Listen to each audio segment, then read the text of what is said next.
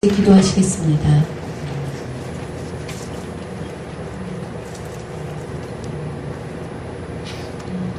고마우신 좋으신 하나님 아버지, 이렇게 거룩하고 복된 주의 날, 이 날을 기억하여 감사하는 마음으로, 기쁜 마음으로 예배를 드릴 수 있는 귀한 이 자리에 저희들을 불러주셔서 예배 드릴 수 있도록 은혜를 주시니 감사드립니다. 하나님 아버지, 주의 말씀을 선포할 때 저와 함께 하시고 성령님께서 저를 붙잡아 주셔서 선포되는 말씀에 하나님의 능력이 나타나게 하시고, 말씀을 통하여 우리 심령에 깨달음이 있게 하시고 내 속사람이 새롭게 되어서 하나님께 기쁨을 올려드리는 하나님과의 믿음의 관계를 잘 만들어갈 수 있도록 도와주시옵소서. 감사드립니다. 오늘 말씀을 통하여 우리의 심령에 늘 새 힘을 얻고 세상을 넉넉히 이길 수 있는 담대함을 주시옵소서. 감사드리며 모든 말씀 예수 그리스도의 이름으로 기도드립니다. 아멘. 할렐루야.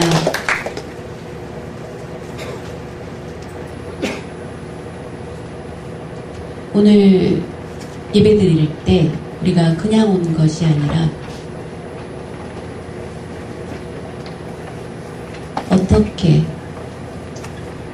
이곳에 나왔습니까? 무엇을 가지고 왔습니까? 하나님을 사랑하는 마음을 가지고, 하나님의 말씀을 사모하는 마음을 가지고 이곳에 나와야 됩니다. 그냥 우리가 주의 전을 오는 것이 아닙니다. 우리가 정말로 예배 드릴 때 하나님을 사랑하고 하나님과의 관계를 깊이 뿌리를 내릴 때 하나님의 그 은혜와 축복이 자연히 우리 가운데 임한다는 것을 믿으시기 바랍니다. 하나님을 믿는 그 순간부터 우리는 이제 하나님을 사랑하게 됩니다. 하나님을 믿지 않으면 하나님을 사랑하는 마음이 생길 수 없습니다. 예수 그리스도가 우리를 죄에서 구원해 주신 말할 수 없는 큰 은혜 맞지요? 하나님의 그 크신 은혜 때문에 우리가 이렇게 예수님을 믿고 구원함을 받게 되었습니다. 이제 우리는 죄의 종이 아니라 하나님의 자녀가 되었습니다. 하나님의 자녀가 된 이후로 내 마음에 참으로 신기하게 평안함이 있고, 죄를 범하였을 때, 예수님을 몰랐을 때에는 마음에 평안이 없습니다. 그리고 신기한 것은 마음이 두려움과 불안함과 염려가 있게 되는 걸 여러분들이 다 경험했을 것입니다. 예수 그리스도를 믿고 난 이후 그 순간부터 내 마음이 가볍고 평안하고 기쁨을 체험하게 되는 것, 살아계신 하나님을 알게 되는 것입니다. 그리고 이제 하나님을 믿고 하나님을 믿을 뿐만 아니라 하나님의 크신 사랑을 알기 때문에 하나님의 사랑을 의지하게 되는 것입니다. 하나님을 사랑하는 마음을 갖게 되면 이제 하나님과의 관계가 어떻게 됩니까? 연결되는 것입니다. 끊어지지 않습니다. 연결되어서 끊어지면 절대로 안 돼. 그렇게 되는 것입니다. 그 관계가 연결되기 때문에 하나님을 사랑하는 마음이 생기게 되는 것입니다. 하나님을 깊이 사랑하게 되면 하나님과의 관계가 계속 지속되기를, 연결되기를 원하게 됩니다. 여러분, 연애할 때 처음에 첫사랑, 이것이 사랑이다 라고 확신하지 않았을 때는 그걸 느끼지 못하지만 확신이 있게 되면 어떻습니까? 뭔가를 다 해주고 싶습니다. 맞지요? 사랑이 이제 확실하게 되면 뭔가 주고 싶고, 그 사랑이 깊어질수록 뭔가 주고 싶은 마음이 많이 생기게 되는 것처럼 하나님을 사랑하는 그 마음이 깊어질 때, 내가 하나님을 사랑하는데 뭔가 하나님을 위해서 하고 싶은 마음이 생기게 되는 것입니다. 그리고 하나님과 대화하고 싶습니다. 세상에서 사람들과 나누는 대화도 재미가 있지만 그것은 계속 되어갈수록 머리가 아파지게 됩니다. 세상 사람들과 대화를 할수록 피곤해지고 힘들지만 하나님을 믿고 난 이후에 하나님과 사랑하게 되면 하나님과의 대화를 하면서 평안을 얻게 되고 하나님과의 대화를 자꾸 하고 싶어 합니다. 그것이 바로 기도입니다.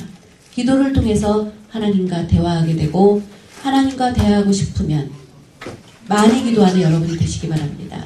조금 기도하면 하나님과 연애하는 기간이 짧아지게 되고, 하나님 앞에 기도를 많이 하면 오래 연애가 지속되는 것입니다. 사람을 만나서 우리가 얘기를 하면 어떻습니까? 10분, 20분에 끝납니까? 그렇지 않습니다. 특별히 사랑하는 사람을 만나서 둘이 얘기를 하다 보면 어떻게 됩니까? 그 시간이 굉장히 길어지게 됩니다. 1시간 갖고 부족합니다. 더 7시에 만났으면 8시, 9시, 10시 너무 늦어서 집까지 데려다 줘야 되고 그렇지 않습니까? 맞습니다. 그와 같이 사랑하는 마음이 나오면 자연히 많이 같이 있고 싶고 대화하고 싶은 것은 사랑하기 때문입니다. 그래서 우리가 기도하게 되는 것입니다. 그리고 하나님께 뭔가 해드리고 싶고 그리고 하나님이 베풀어 주신 축복 그 은혜를 생각하면 너무 감사해서 뭔가 해드리고 싶은 마음, 내 시간을 드리고 싶고 내 재능을 드리고 싶고 내 물질을 드리고 싶어지게 됩니다. 시간을 바치는 일 쉽지 않습니다. 내 자신을 위한 시간을 갖고 싶어 합니다. 그렇지만 하나님을 믿는 그 믿음의 관계가 깊어지면서 자연히 하나님께 내 시간을 드리고 싶은 마음이 생기게 됩니다. 물질도 아낌없이 드릴 수 있게 되고 내가 가지고 있는 재능, 예를 들면 음악에 대한 재능이 있으면 이것을 하나님께 드리고 싶다. 그런 생각이 들게 됩니다. 그렇죠. 이렇게 드리고 싶은 마음 생기게 됩니다. 여러분 그런 마음 없습니까? 다 있습니다. 있으면 더 기뻐지게 되는 것입니다. 하나님을 사랑하고자 하면 하나님을 우리가 자랑해야 됩니다. 나만 자랑하는 것이 아니라 내 가족만 자랑하는 것이 아니라 하나님이 최고입니다. 하나님을 자랑해야 됩니다. 하나님을 자랑하고자 한다면 어떻게 해야 됩니까? 열심히 복음을 전해야 됩니다. 맞죠? 하나님을 내가 자랑하고 싶은데 그럼 하나님을 자랑하는 것이 무엇입니까? 열심히 복음을 전하는 것입니다. 하나님이 최고입니다. 우리 대한민국을 보면 우리나라의 기독교 역사 이제 130년이 가까워지고 있습니다. 우리 기독교 복음이 들어오기 전까지 우리 사회 환경은 너무나 나빴었습니다. 그렇죠. 특별히 여성들은 완전히 무시당하면서 살았었습니다. 맞죠? 남자들만 밥상에 앉아서 먹고 여자들은 옆에 조그만 상에서 여자들만 모여서 밥을 먹었던 그런 때가 있었습니다. 그리고 노아인들의 경우도 마찬가지입니다. 다른 장애인의 경우도 마찬가지입니다. 복음이 이 땅에 들어오기 전에는 완전히 멸시를 받는 대상이었습니다. 그런데 기독교가 들어오고 나서 변화되었습니다. 여자들도 존중해 주었고 장애인들도 배려해 주면서 이렇게 발전하게 된 것. 바로 하나님의 은혜인 것입니다. 우리 기독교 복음이 들어왔기 때문에 이렇게 이 땅에 변화가 일어나기 시작했습니다. 이것을 보면 그 하나님을 자랑하는 마음을 갖고 그 자랑이 바로 복음을 전하는 것임을 기억해야 됩니다. 우리 농아학교를 세워진 것 정부에서 세웠습니까? 그렇지 않습니다. 가장 먼저 기독교에서 복음으로 학교를 세웠습니다. 옛날에는 서당이 있었습니다. 그래서 천자문을 가르쳐줄 때 우리 농아인들은 그 대상에서 제외됐습니다. 말로 가르치는데 농아인들이 그 교육을 받을 수 없었습니다. 그런데 기독교 복음이 들어오고 나서 그리고 나서 평양의 맹농아학교가 처음 세워지게 되었습니다. 셔우드 홀 선교사가 와서 그 학교를 세우게 되었고 그 교육을 시작으로 해서 농교육의 기독교 복음이 전파되면서 농교육이 시작된 것입니다. 그 덕분에 이렇게 복음이 이 땅에 전파됨으로 인해서 어려운 가운데 있는 농아인들이 예수님을 믿고 구원함을 얻게 되었고 그리고 기쁜 마음으로 예수님을 알지 못하는 농아인들에게 바로 예수님을 증거하고 하나님을 증거하는 그런 여러분이 되시기 바랍니다. 그리고 하나님을 자꾸 이제 만나고 싶어지게 됩니다. 여러분 사람을 만나고 싶습니까? 아니면 하나님을 만나고 싶습니까? 예, 하나님을 자꾸 만나고 싶어야 합니다. 하나님을 만나는 것에 사모함이 있어야 합니다. 하나님을 만나면 마음이 평안해집니다.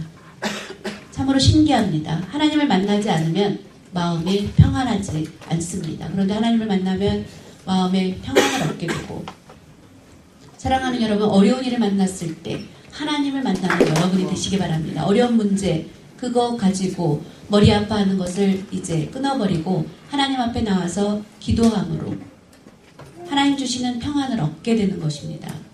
마음에 평안이 있게 되고 하는 것 바로 하나님을 만날 때입니다. 사람을 만나면 점점 머리가 아파지게 됩니다. 저는 많은 분들을 만납니다. 만날수록 피곤합니다.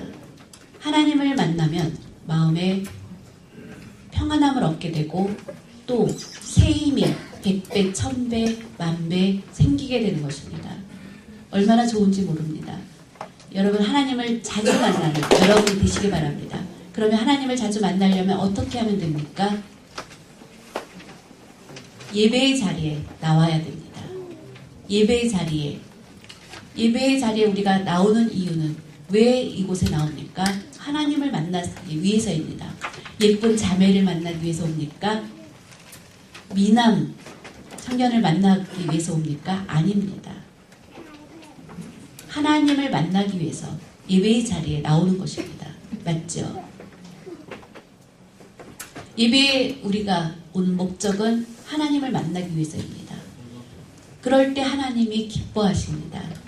예배드리는 이 시간 하나님을 만나고 하나님 앞에 우리의 사랑을 고백하는 시간입니다.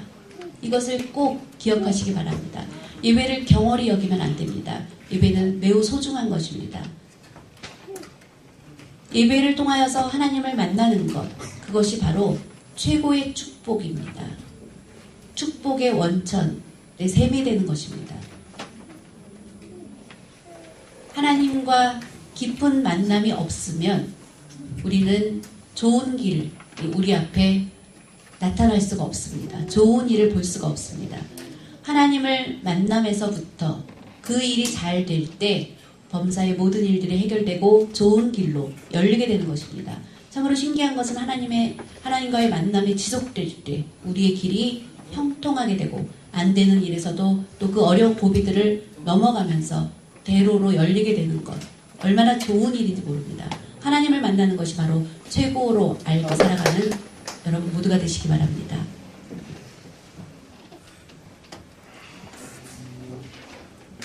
우리가 하나님이 나와 함께 하신다는 것, 그것이 최고인 것입니다. 물론 하나님 앞에 예배드리고 하나님을 만나고 그러면서 하나님과의 깊은 관계가 유지되면서 나와 함께 하시는 하나님, 그것이 가장 큰 평안이고, 부모하고 어린아이가 같이 있을 때 그 아이는 평안할 수 있고 기뻐할 수 있습니다. 부모를 떠나면 그 아이는 평안함이 없게 됩니다. 지난주에도 말씀드린 것처럼 창경원에 옛날에, 여러분 창경원에 가보셨던 적이 있으신 분?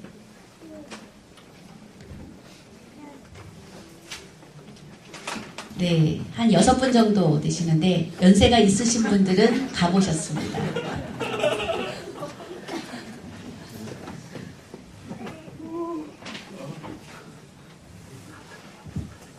지금은 어떻습니까? 어린이 대공원도 있고 과천의 서울대공원도 있고 그랬지만 옛날에는 창경원이 동물원, 서울 지역에 하나 있었을 때였습니다. 유일하게. 그래서 봄이 되면 이제 벚꽃이 창경원에 굉장히 많이 피어 있었고, 그래서 굉장히 많은 사람들이 자녀들 데리고 가족들이 함께 가는 인기 있었던 곳이 그곳이었습니다. 그래서 사람 찾기가 힘들었던 곳, 아이를 잃어버리면 큰일 나는 곳이었습니다. 그리고 그 옛날에는 아이를 잃어버리면 안내소에 가서 뭐 마이크로 방송을 하거나 그럴 수가 없었던 때였습니다. 그래서 아이를 찾지 못해서 눈물 흘리고 어려움을 겪는 그런 가정들도 많이 보았습니다. 지금은 잃어버리면 바로 무슨 옷을 입었고 뭐 휴대폰으로 연결하고 얼마나 편한지 모릅니다. 그때는 뭐 명찰도 없었고 휴대폰도 없었고 아주 어렵게 살았을 때였습니다. 그러면 부모를 잃어버린 자녀는 어떻습니까? 바로 울면서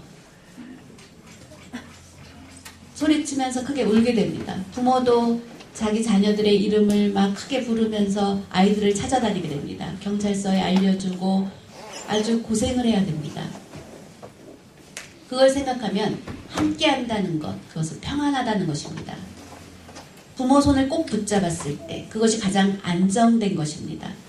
아무 생각 없이 부모 손을 놓치면 그때부터 어려워지는 것입니다. 부모 손을 꼭 붙잡고 있는 것, 아이에게 가장 중요한 것은 무엇입니까? 부모와 함께 있는 것. 그리고 부모와 함께 있는 것이 바로 또 최고의 교육이라고 말한다고 합니다.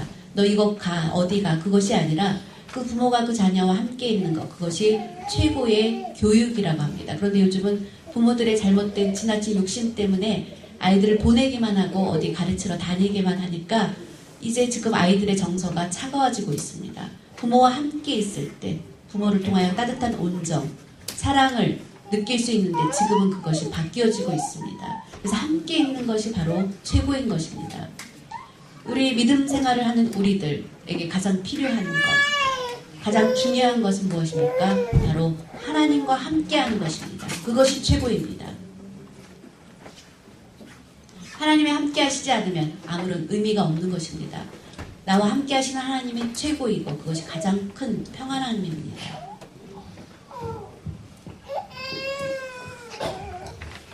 어느 날 아버지가 이제 생일이 가까워져서 딸은 전부터 항상 아버지와 함께 이제 산책도 다니고 항상 이제 아버지 손을 잡고 같이 다녔었습니다. 그런데 이제 아버지 생일이 가까워진 것을 알고 그 딸이 이제 아마 앞으로 내가 계속해서 아버지와 같이 하기는 어려울 것 같다고 그렇게 아버지에게 얘기했습니다. 아버지가 왜 그러냐고 물어봤습니다. 딸이 그렇게 얘기한 거. 전에부터는 그 어린 딸하고 늘 함께 다녔는데 그래서 그것이 궁금했는데 비밀이라고 하면서 말하지 않는 거였습니다. 그런데 얼마 후에 다시 이제 물어봤습니다. 그러다가 이제 비밀이라고 했던 그 딸은 이제 선물을 준비하고 그리고 아주 예쁜 슬리퍼를 만들어서 아주 정성껏 그것을 만들어서 그것을 만들기 위해서 아버지하고 같이 산책을 못 나간 것입니다. 아버지 생일 선물을 준비하기 위해서. 그리고 정성껏 만든 선물을 줄 때 그 아버지는 너무 기뻐하면서 은지야 내가 내 생일을 생각하면서 정성껏 슬리퍼를 이렇게 만들어서 준 건 너무 고맙지만 그것보다 너와 손을 잡고 같이 산책을 하는 것이 나는 더 큰 기쁨이다. 그 마음, 그것이 바로 하나님 아버지의 마음입니다. 하나님 아버지는 우리와 함께하는 것을 가장 기뻐하십니다.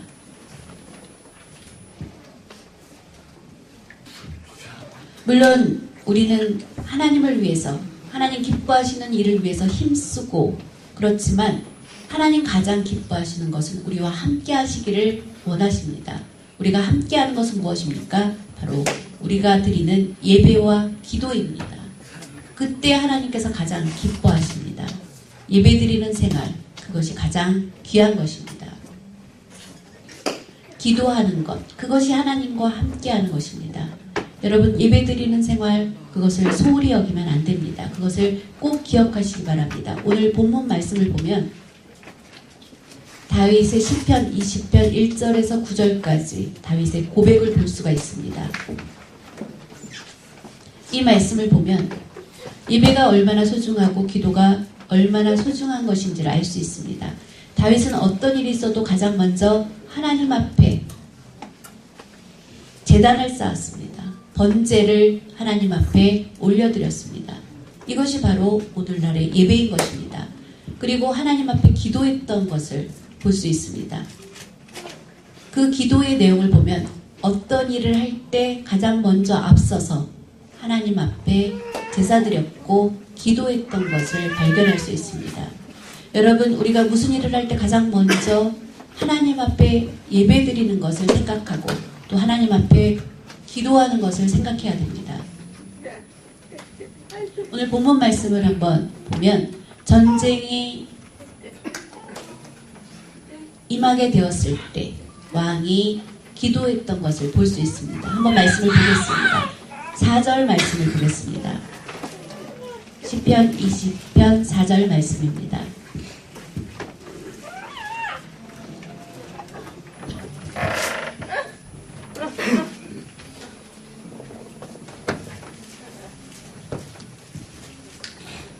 내 마음의 소원대로 허락하시고 내 모든 계획을 이루어 주시기를 원하노라. 시편 20편 1절부터 9절까지 말씀 가운데 가장 중요한 축복의 말씀, 이것이 바로 20편 4절입니다. 내 마음의 소원대로 허락해 주시고, 얼마나 좋은 말씀입니까? 여러분이 소원하는 것, 내 마음속으로 원하는 것이 있습니다. 그것을 이루지 못했을 때 얼마나 우리가 답답해합니까? 그 소원이 이루어졌을 때 큰 기쁨을 누리는 것처럼 내 마음의 소원대로 허락해 주시고,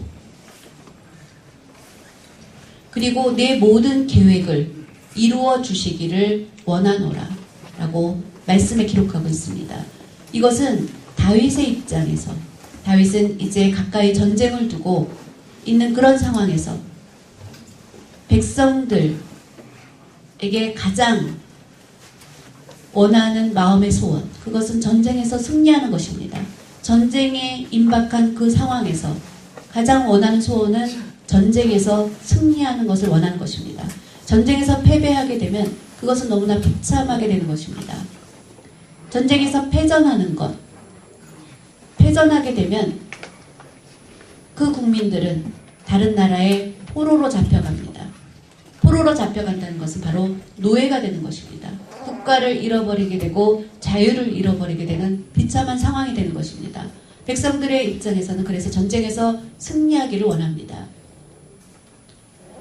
그 일을 위해서 어떻게 했습니까? 바로 기도에 힘썼습니다. 간절히 기도했습니다. 기도하는 모습 보여주었던 다윗입니다.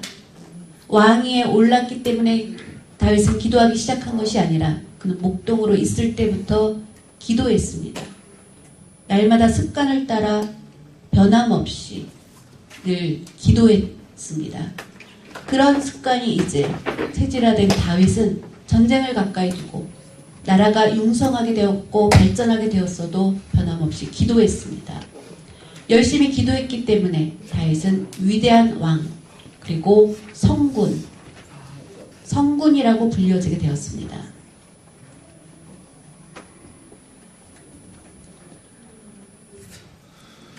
우리가 환난날 1절 말씀을 보면 환난날이라고 기록하고 있습니다. 환난날이라는 것은 무엇입니까?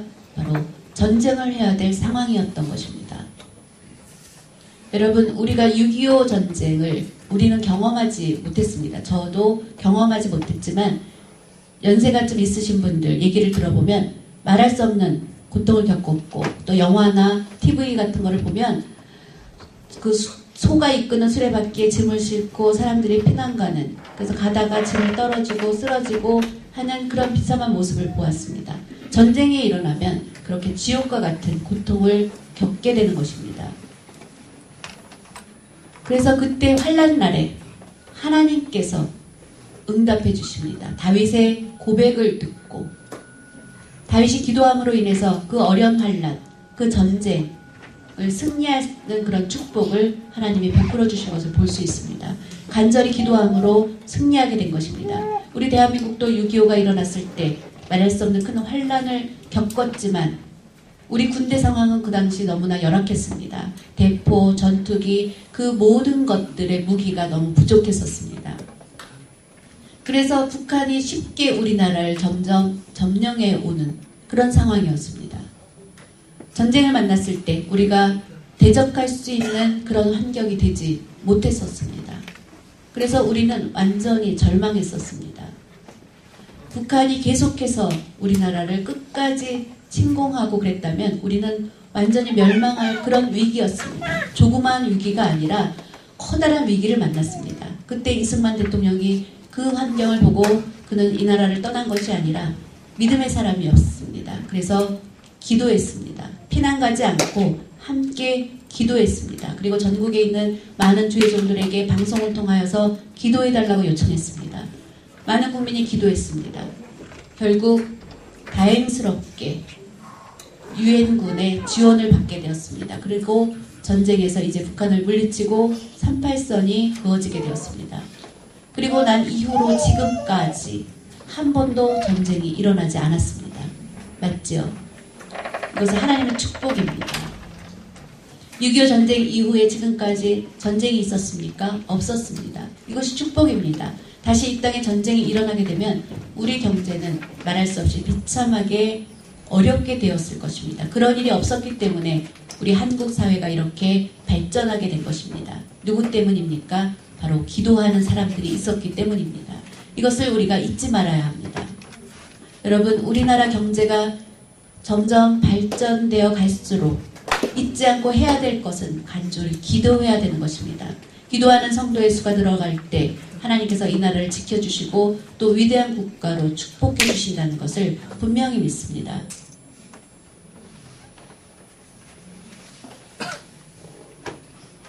우리가 잘 아는 것처럼 하나님의 말씀을 읽어보면 전쟁의 어려운 그 위기를 당할 때 그것을 승리할 수 없는 그런 상황 가운데 있을 때, 그리고 출애굽해서 가장 먼저 전쟁을 겪었던 것은 아말렉과의 전투였습니다. 아말렉 군사들은 굉장히 많은 훈련을 받았고 뛰어난 군사력을 가지고 있었습니다.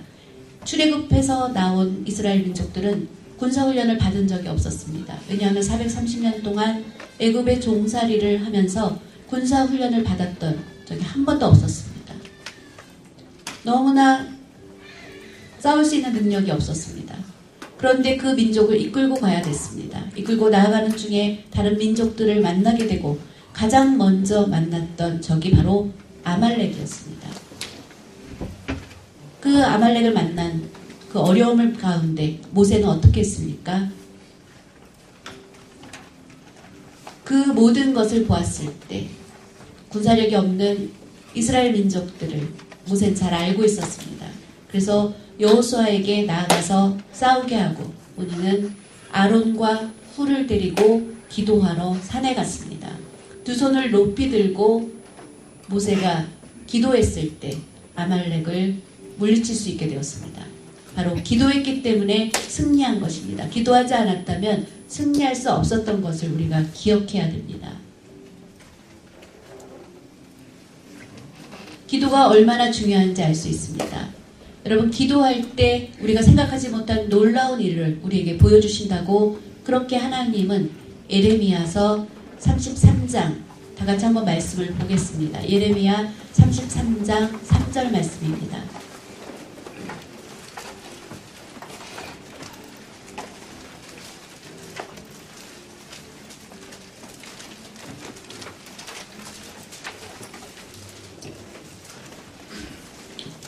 예레미야 33장 3절 말씀입니다.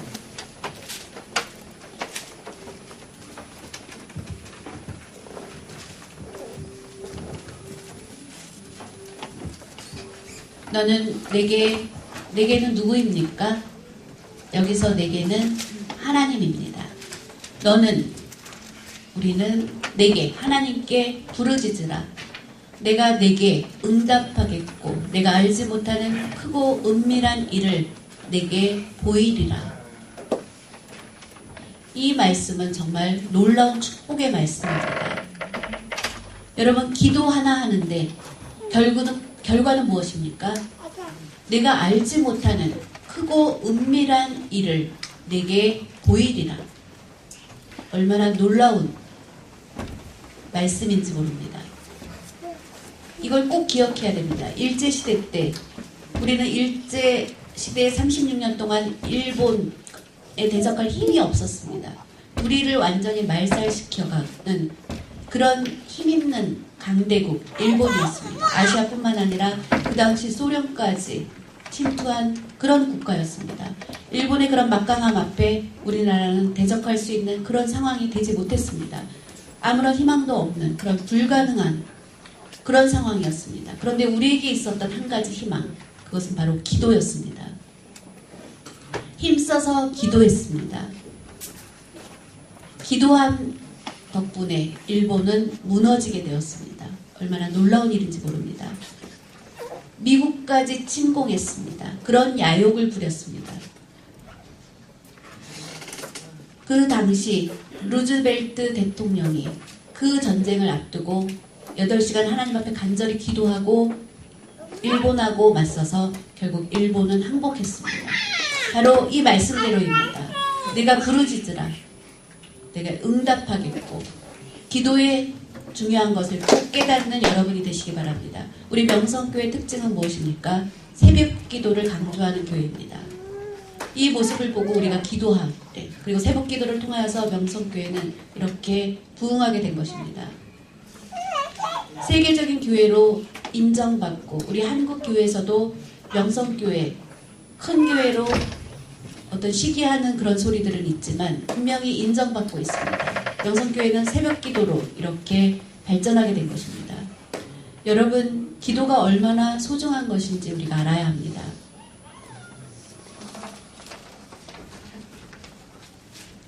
이렇게 우리 대한민국을 지금 이끌고 나아가는 박근혜 대통령, 나라를 위해서도 대통령을 위해서도 우리가 기도해야 됩니다. 그럴 때 우리나라는 안정되이 나아갈 수 있습니다. 이것을 꼭 기억해야 됩니다. 나라를 위해서 기도해야 됩니다. 박근혜 대통령을 위해서 우리나라 역사에 처음으로 여자 대통령이 되었는데 위해서 우리가 기도할 때 어려움 없이 이 나라가 평안하게 될 수 있습니다. 이 나라도 누구의 것입니까? 바로 하나님의 것입니다. 우리가 기도할 때 하나님의 손이 바로 대통령을 붙잡아주고 이 나라를 잘 이끌고 갈 수 있도록 도와주실 때 안정을 누릴 수 있습니다. 매일매일 나라를 위해서 기도하는 여러분이 되시기 바랍니다. 말씀을 보면 시편 20편 2절 말씀 한번 다 같이 보시겠습니다. 시편 20편 2절 본문 말씀입니다.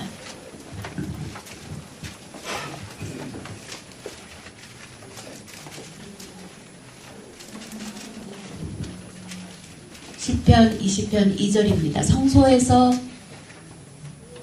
너를 도와주시고 시온에서 너를 붙드시며 라고 말씀해주고 있습니다. 여러분, 성소에서 시온에서 이것은 무엇입니까? 바로 교회입니다. 교회가 있기 때문에 우리가 잘 살아갈 수 있습니다. 교회가 있기 때문에 우리가 도움을 받을 수 있는 것입니다. 하나님께서는 교회를 통하여 우리를 도와주시고 우리를 붙잡아 주신다는 말씀입니다. 교회를 통하지 않고는 하나님의 도움, 하나님의 붙잡아 주심을 받을 수가 없습니다. 교회가 얼마나 소중한지 우리가 알아야 되는 것입니다. 우리 농아인들의 경우를 보면 한 교회에 뿌리를 내리지 못하고 이 교회 저 교회에 돌아다닙니다. 이것은 참 큰 문제입니다.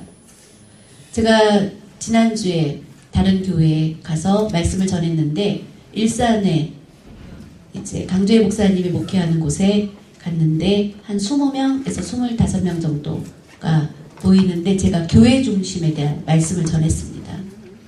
바로 그 교회는 이제 개척교회인데 끝까지 자기가 다니는 교회를 사랑하라라는 말씀을 전하고 왔습니다. 우리 농아인들을 보면 만나보면 내가 이 교회가 더 나한테 날 것 같다. 그러면 다니다가 또 나한테 이 교회가 좀 손해가 있을 것 같으면 유익 있는 교회를 찾아다니는 이런 기가 막힌 현상이 있습니다. 또 얼마 전, 몇 년 전, 지금 여전합니다. 큰 교회 농아부가 세워진다. 그러면 큰 교회들이 우리 교회 등록하면 한 달에 생활비 10만원, 20만원을 준다. 이러면서 사람들을 모으면 또 그 교회에 사람들이 몰립니다. 이것은 잘못된 방법입니다. 여러분 20만원을 가지고 그 영혼이 구원함을 얻을 수 있습니까? 이것은 불가능한 일입니다. 그 돈을 주기 때문에 그 교회에 가는 사람은 교회를 절대로 사랑할 수 없습니다. 이것은 잘못된 것입니다. 교회를 사랑하는 마음을 심어주는 것이 필요합니다. 그런데 그렇게 하지 못하면 교회를 떠나게 됩니다. 여러분 이제 카톨릭을 보면 어떻습니까? 한 교회가 굳건히 서 있습니다. 아주 묵묵히 서 있습니다. 얼마 전에 이제 신문에 나온 기사 가운데 보니까 우리나라의 종교 가운데 가장 신뢰도가 높은 종교가 무엇이냐는 설문조사를 했습니다. 그런데 카톨릭이 1위를 했습니다. 그리고 두 번째가 불교가 2위를 했습니다. 그리고 세 번째가 바로 기독교였습니다. 너무나 기가 막힌 일입니다. 여러분 그 신문 보고 그냥 괜찮습니까? 아닙니다. 이것은 부끄러운 일입니다. 신뢰하는 종교에서 꼴찌를 했다는 것. 그 신문을 읽어보면서 저는 너무나 마음이 아팠습니다. 그것 때문에 복음을 전하는데 큰 지장이 있는 것입니다. 이대로 가면 안 됩니다. 가톨릭은 보면 하나 되는 일에 힘씁니다. 그들은 조직적으로 그리고 어떤 가톨릭 안에 정치, 그 다스리는 것에 하나가 되어 있습니다. 우리 한국교회는 하나가 되어 있지 못하고 분열된 모습 때문에 바로 신뢰를 받지 못하게 된 것입니다. 이것은 너무도 안타깝고 슬픈 일입니다. 이것을 보면 결국 내 유익을 찾다 보니까 그렇게 된 것입니다. 우리 모두가 교회를 사랑하는 마음에서 하나가 될 수 있습니다. 여러분, 하나님은 한 분이십니다. 그런데 왜 교회들이 분열하고 나뉘어지고 우리 몸을 나누는 것과 똑같습니다. 팔다리를 자르는 것과 똑같은 일입니다. 이것은 너무 슬픈 일입니다. 그렇지 않습니까? 예수님의 몸된 교회라고 했습니다. 예수님의 몸, 교회입니다. 교회를 사랑하는 그런 믿음 생활을 해야 됩니다. 여러분, 한국 교회를 위해서 특별히 많이 기도해야 됩니다. 꼭 기도해야 됩니다. 우리가 교회를 사랑하는 마음을 갖고 살아가는 사람, 그 사람을 하나님께서 도와주십니다. 그리고 성공의 길로 그 길을 열어주시며 또 축복의 길로 열어주시게 됩니다. 신기한 것은 교회에 다니지 않는 사람, 교회에 다니는 사람 보면 분명한 차이가 있습니다. 미국의 테네시 주에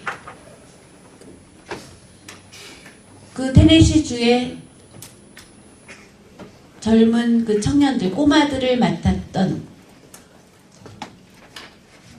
테이덤 판사라는 분이 계십니다. 그런데 그분이 이제 조사를 해서 보고한 보고서를 보면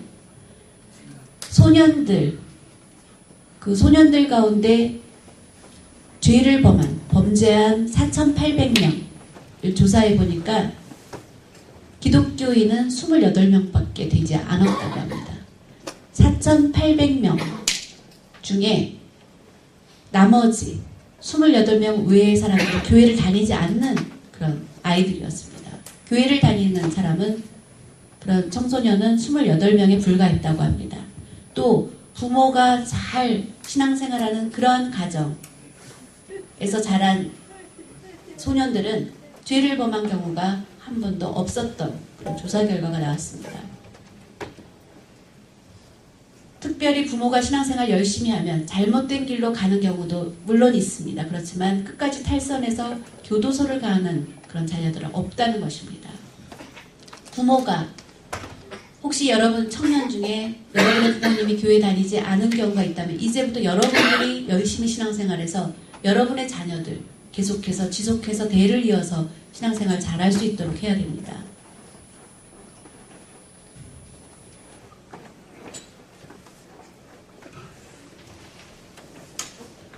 로마에 베드로 성당이 있습니다. 세계에서 가장 큰 성당입니다. 베드로 대성당.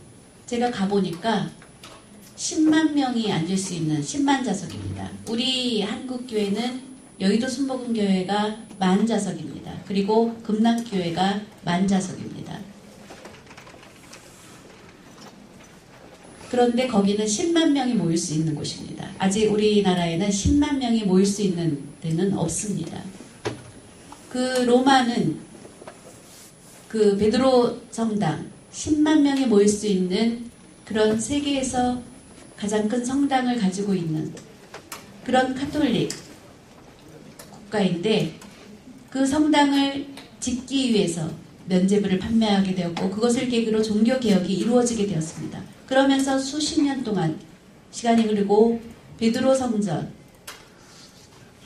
예수님 자리에 그 동상을 베드로로 세울 것인가 아니면 바울로 세울 것인가 싸우다가 결국은 이제 베드로로 그렇게 정해서 그렇게 짓게 되었습니다.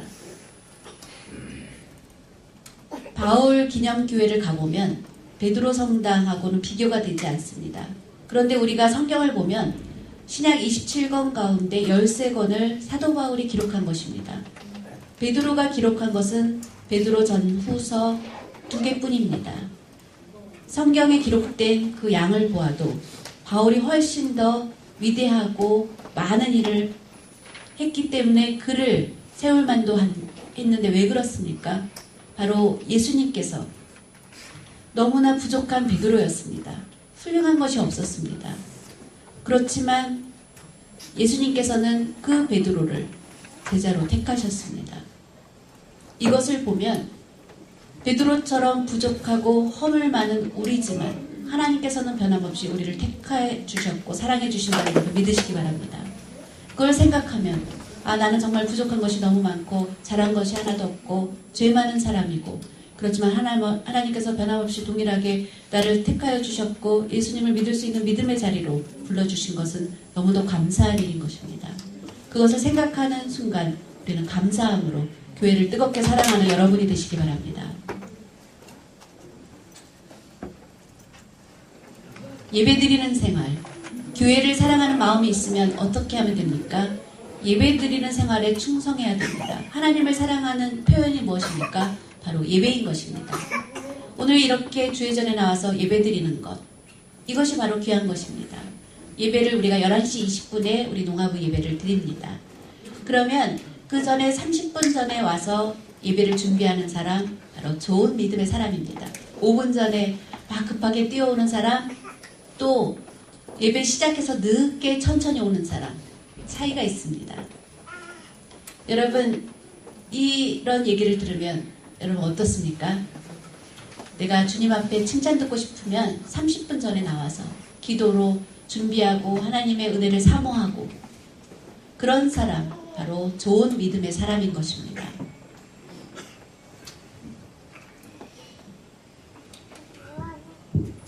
시편 20편 3절 말씀, 본문 말씀 한번 보시겠습니다.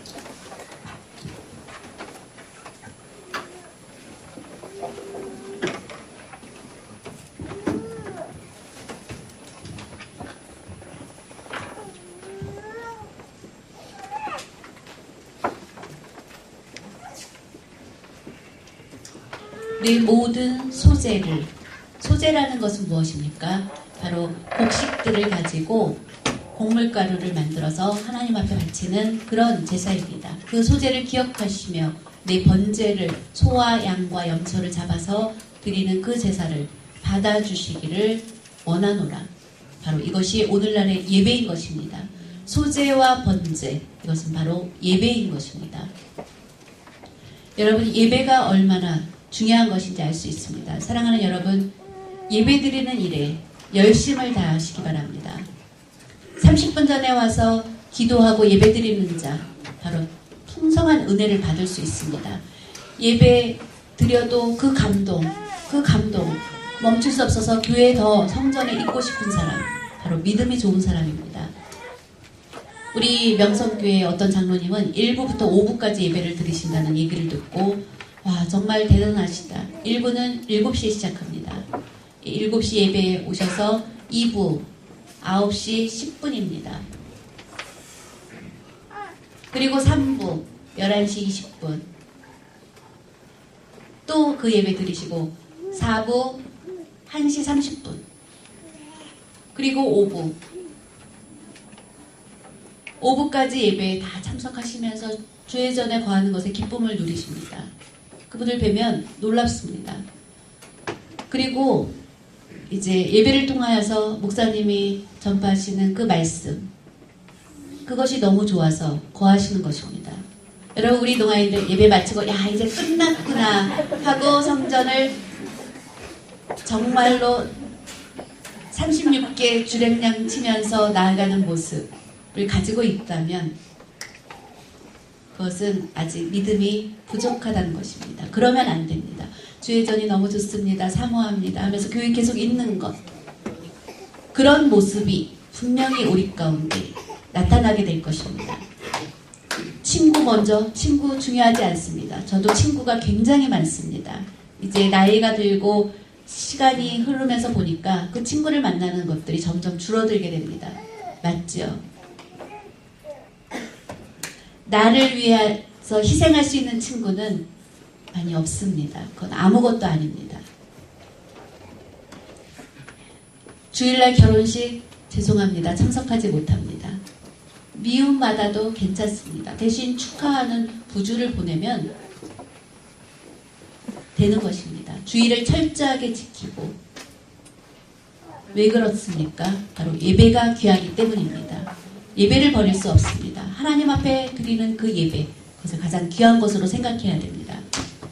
예배를 귀하게 여기는 것, 하나님을 귀하게 여기는 것입니다. 예배를 빠지는 것, 하나님을 소홀히 여기는 것과 똑같은 것입니다. 나를 소홀히 여긴다면 그러한 너를 내가 소홀히 여긴다고 하나님 말씀하셨습니다. 예배를 귀하게 여기는 자를 하나님이 귀하게 여겨주십니다. 예배드리는 생활을 귀하게 여겨야 합니다. 여러분, 예배 시간, 여러분이 죄송하지만 휴대폰 하지 말아야 합니다. 왜 예배 시간에 휴대폰 합니까? 하나님을 귀하게 여기는 것보다 휴대폰을 귀하게 여기는 것하고 똑같은 것입니다. 예배 시간에는 휴대폰을 꺼두고 전원을 꺼두어야 합니다. 여러분, 재판정에 가보면, 법정에 가면 어떻습니까? 자, 모두 이제 정숙하십시오. 그리고 정숙 이렇게 단어가 다 붙여 있습니다. 그리고 휴대폰은 모두 다 꺼주시기 바랍니다. 만약에 휴대폰 소리가 재판 중에 울리면 벌금 얼마인지 아십니까? 100만 원입니다. 그리고 일시적으로 20일 동안 구류를 당할 수도 있습니다. 재판정, 판사, 우리와 똑같은 죄인인데도 그 판사라는 권위 때문에 법정에서는 몇 년 죄를 선포할 수 있는 그런 권한을 부립니다. 그리고 다 조용해야 됩니다. 더군다나 그런데 우리가 하나님 앞에서 예배드리는데 휴대폰 하면 됩니까? 세상의 법정하고 비교할 수 없는 것이 하나님 앞인데 여러분이 예배 시간에 왜 휴대폰을 합니까? 그거는 우리가 반성해야 됩니다. 새벽 기도 때도 제가 와서 보면 새벽 기도 때 휴대폰 보는 분들 가끔 눈에 띕니다. 하나님의 말씀에 집중해야 되는데 휴대폰을 봅니다.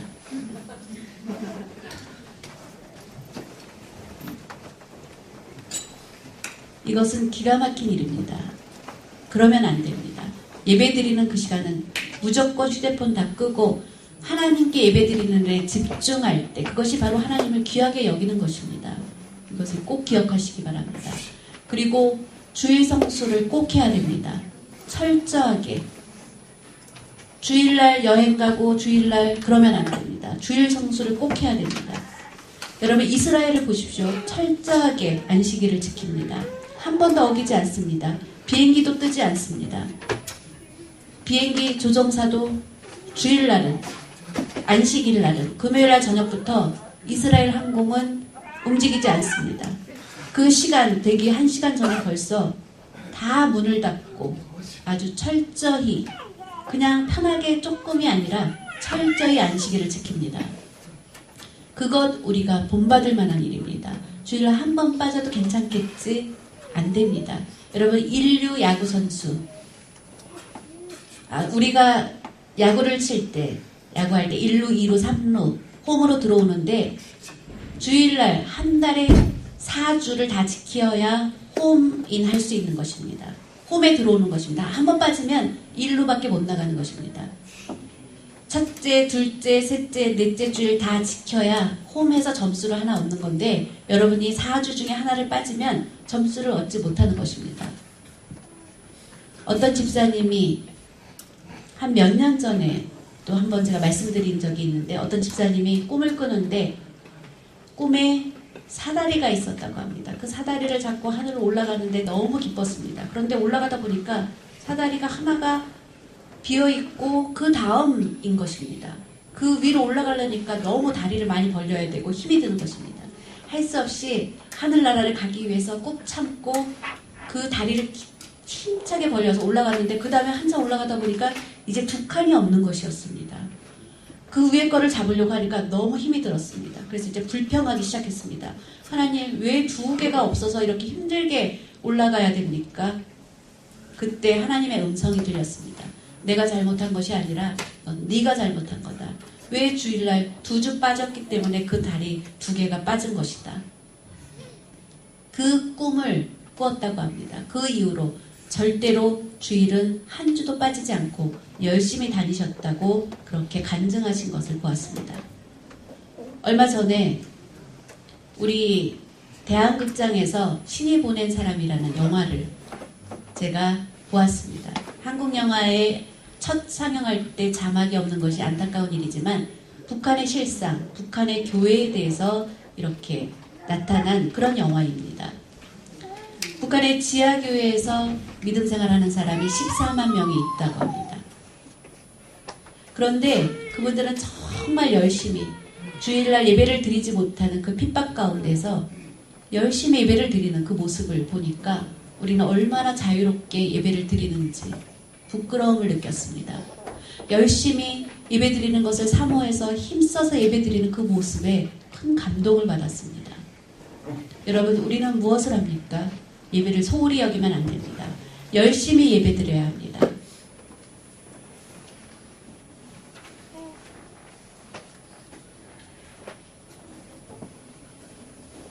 예배 드리는 일에 부지런한 사람, 하나님께서 그 이름을, 하나님의 이름을 우리가 높여드리고 섬기는 것과 똑같은 것입니다. 그러한 사람 하나님께서 그 이름을 높여주신다고 약속해 주셨습니다. 그것을 믿으시기 바랍니다. 예배가 끊어지면 하나님과의 관계가 끊어지는 것입니다. 그러면 우리의 이름은 어떻게 됩니까? 아주 아무것도 아닌 것이 되는 것입니다. 하나님께 열심히 예배드리는 것은 하나님의 이름을 높여드리는 것입니다. 그러면 하나님 기뻐하시고 그런 여러분의 이름을 높여드립니다. 하나님 기뻐하시는 일을 할 때 하나님께서 그 소원하는 것들을 이루어 주신다고 시편 37편 다 같이 보시겠습니다. 시편 37편 4절입니다.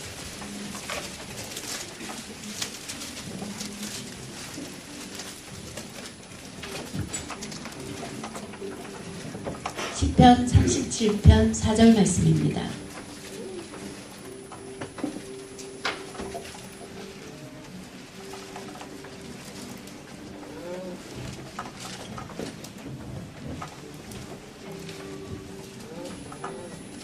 또 여호와를 기뻐하라. 그가 내 마음의 소원을 내게 이루어 주시리로다. 아멘. 하나님 기뻐하시는 것이 무엇입니까? 바로 예배입니다. 예배 드리는 것 하나님 가장 기뻐하십니다. 나이가 많은 분 앞에 와서 세배를 드리면 기뻐하시죠. 그리고 세배 드리고 또 그 하나님 앞에 그 어른한테 용돈까지 봉투에 넣어서 드리면 어른들이 굉장히 기뻐하십니다. 그러니까 마찬가지입니다. 하나님 앞에 예배 드리면 하나님께서 기뻐하십니다. 그런 여러분이 되시기 바랍니다. 예배를 열심히 드리는 자, 내 마음의 소원을 이루어 주신다고 약속해 주셨습니다. 믿음대로 되는 것입니다. 하나님의 이름을 높여드리기 위해서 예배에 힘쓰는 여러분이 되시기 바랍니다. 이제 6절 말씀을 보겠습니다. 20편 6절입니다.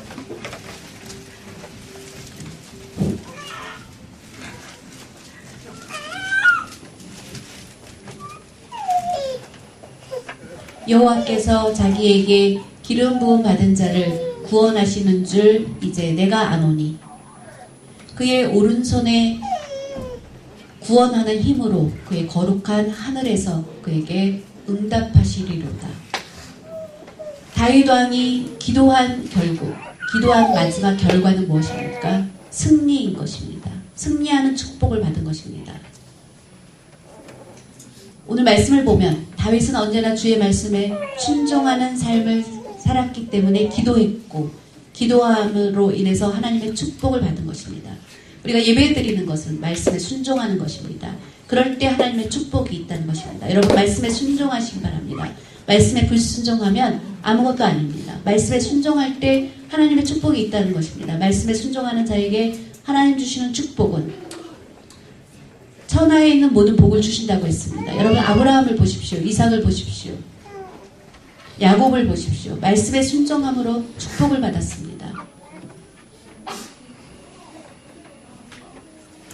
여러분 말씀에 순종할 때 하나님의 큰 축복을 받게 되는 것입니다. 사랑하는 여러분, 늘 우리가 말씀을 듣고 그런데 중요한 것은 그러면 말씀을 들어야 되는데 말씀을 들을 수 있는 자리, 그 자리가 어디입니까? 그것이 귀한 자리인데 바로 앞자리가 가장 귀한 자리입니다. 우리 농아부 예배실은 그래도 좁아서 충분히 다 가깝습니다. 미국의 그 LA의 야구장에 가면 그 자리에 따라서 그 좌석 값이 굉장히 차이가 큰데 내야석 좌석은 얼마인지 아십니까? 저도 보고 깜짝 놀랐습니다. 우리나라 돈으로 80만 원이었습니다. 약 700불, 그러니까 우리나라 돈으로 약 80만 원인데 그러면 외야석, 저 뒤에 있는 그 좌석은 얼마인지 아십니까? 외야석은 15불. 그래서 약 17,000원 정도? 80만 원과 17,000원과의 차이는 어마어마한 것입니다. 50배. 왜 그렇습니까? 예, 맞습니다. 내야석은 야구 선수들을 정말 가까이에서 볼 수 있습니다. 그 움직임을 다. 그런데 외야석은 어떻습니까? 멀어서 잘 보이지 않습니다. 사람이 그냥 조금 움직인다. 그냥 망원경이 있어야 됩니다. 망원경으로 보는 수고가 있어야 됩니다. 그래서 내야석 앞자리가 중요하다는 것입니다. 여러분이 예배 드릴 때 꼭 앞자리에 빨리 와서 앉으면 그 자리가 은혜의 자리입니다. 늦게 천천히 이렇게 와서 뒤에 앉으면 은혜를 조금밖에 못 받게 되는 것입니다. 그렇게 자리를 잘 지킬 때 온전한 승리의 축복을 받게 된다는 것을 믿으십니까? 여러분 예배 드리는 것을 가장 귀하게 여기고 말씀을 기억하고 다음 주일날 빠지면 안 돼. 철저히 지켜야 돼. 그러면 여러분이 그렇게 10년을 지내면 하나님이 우리가 생각하지 못한 크고 놀라운 은밀한 일을 여러분에게 보여주시는 날을 여러분이 체험하시게 될 것을 분명히 믿으시기 바랍니다. 기도하시겠습니다. 사랑의 하나님 아버지 감사드립니다. 부족한 저와 함께 하셔서 또 말씀을 전할 수 있는 귀한 시간 주시니 감사드립니다. 우리가 예배드리는 것을 가장 귀하게 여기고 기도하는 것을 가장 귀하게 여겨야 된다는 말씀을 받았습니다. 주의를 철저히 지켜야 되는 것을 받았습니다. 이제 믿음을 철저히 지키고 말씀에 순종할 수 있도록 인도하여 주시옵소서. 하나님 앞에 섰을 때 부끄러움 없이 당당히 서서 칭찬 듣는 우리 모든 성도들이 되게 하여 주시옵소서. 감사드리며 모든 말씀 예수 그리스도의 이름으로 기도드립니다.